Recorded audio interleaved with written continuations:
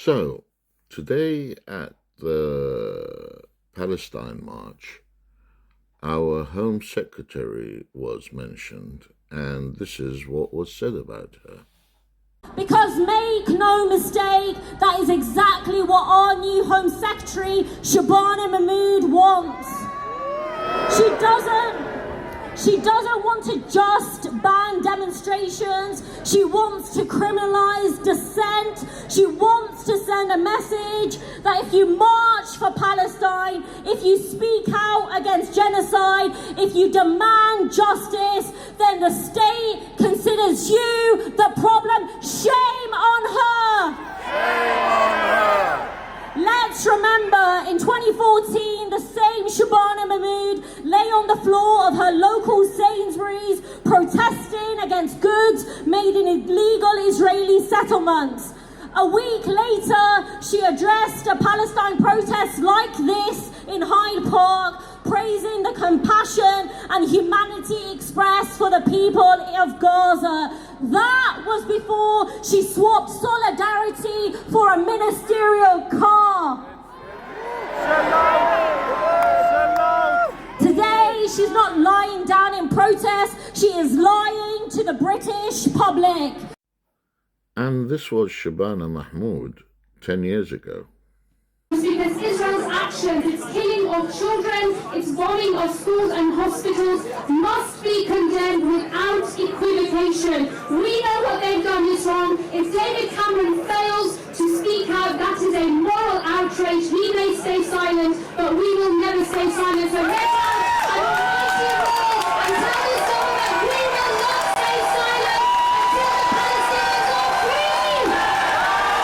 Of course, now she is singing a different tune. And the reason why she's singing a different tune is because she is in a position where she has to decide between principles and material gain. And as her paymasters are obviously in the pay of the State of Israel, she has no choice but to become a Zionist. The sad thing about it is, whatever she does, people will still call her an Islamist. You only saw Sadiq Khan. Sadiq Khan leads gay pride every year, and people still call him an Islamist. And those protests in support of Gazans have been taking place regularly. They have been taking place often in the same sites in our city centres. So do you want to be candid about this and just say you are giving the police the power to ban those particular protests? That's the brass tacks of what you're saying. So this is not about a ban, this is about restrictions and conditions that will enable the police to maybe put further time restrictions, move those protests to other places. The police already have powers on conditions for protests. What I will make clear in the law is cumulative disruption is in and of itself a reason to place restrictions. But if there will be protests that relate to the conflict in the Middle East that would now come into the purview of these. So let's break this down. The language.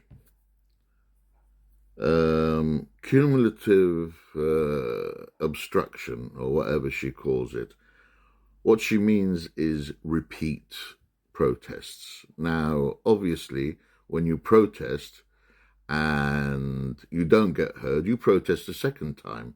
So what she's actually saying is you can protest and then just shut up. We will only ignore you once, and that's it. She actually has the gall to change the words Palestine and Gaza to the conflict in the Middle East. There is no conflict in the Middle East.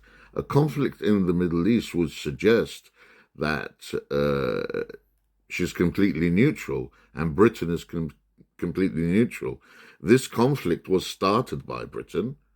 This conflict is still perpetuated by Britain and its allies.